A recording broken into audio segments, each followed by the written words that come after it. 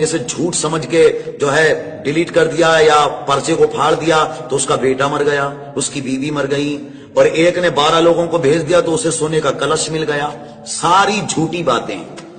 اور یہ اسلام کا نام لے کر کے جو ہے لوگوں تک پہنچائی جاتی ہیں. اور ہمارے بھائیوں کو اتنی فرصت نہیں ملتی کہ کال کر کے جو ہے پوچھ لیں کسی عالم دین سے جو معتبر عالم دین ہو، کہ کم سے کم اس سے جا کر کے اس بات کے بارے میں تحقیق کر لیں.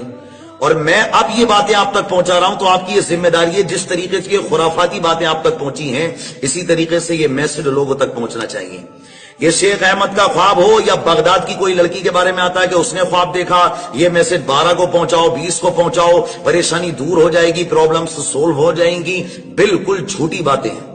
اسلام سے ان باتوں کا کوئی تعلق نہیں. اچھا، ایک حدیث یہ پیارے آقا کی طرف لگائی جاتی ہے کہ پیارے آقا نے فرمایا میں نے یہ بات آپ تک پہنچا دی ہے جو ہے، اور یہ اگر آپ نہیں پہنچاؤ گے تو پیارے آقا نے فرمایا ہے کہ بے نور ہو جائے اس کا چہرہ جو میری حدیث کو آگے تک نہیں پہنچائے.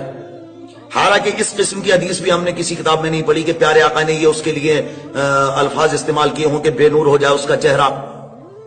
بے نور ہونے کے لیے نہیں کہا ہے، سمجھیں آپ.